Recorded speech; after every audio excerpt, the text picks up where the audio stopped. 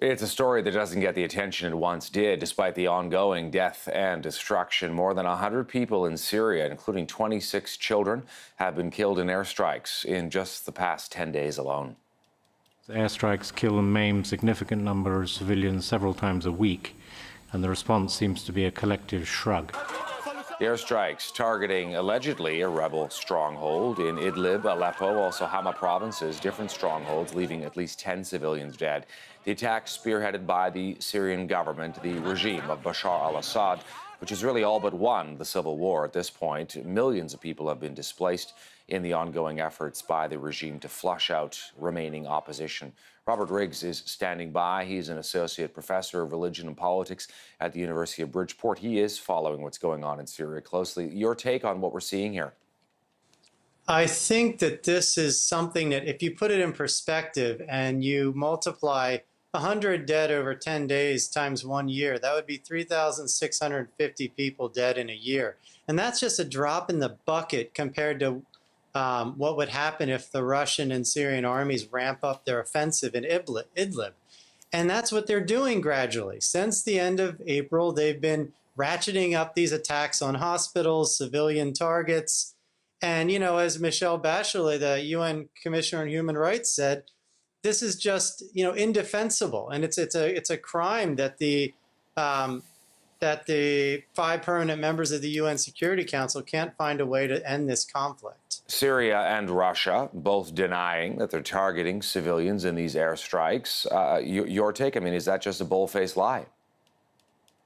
You know, they can always claim plausible deniability and say that, well, this is just collateral damage. It's in the fog of war. These missiles aren't absolutely precise. But, you know, when you see hospital after hospital bombed and you see more and more civilian casualties rising, you have to think that there's something more than just, oh, this is an accident. I mean, it just seems much too you know, beyond credibility to say that.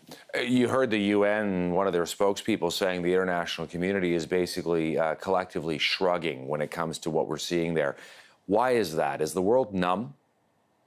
I think there's a part of it where, you know, the media drives kind of social consciousness in the modern world, and the media is looking for stories that are going to catch attention. And this story's been going on for 8 years, and so I think that's a part of it. There is some kind of news fatigue that's causing, you know, fatigue of people's consciousness about the Syrian crisis. But I think there's another issue, which is that the Syrian government and the Russian government have done a really good job of painting everybody, all the 3 million people in Idlib, as being extremists and fanatics and kind of hardline, you know, Al-Qaeda types. And so that also, I think, plays a part in this. How close is the Syrian regime, with a lot of Russian help, how close are they to winning this?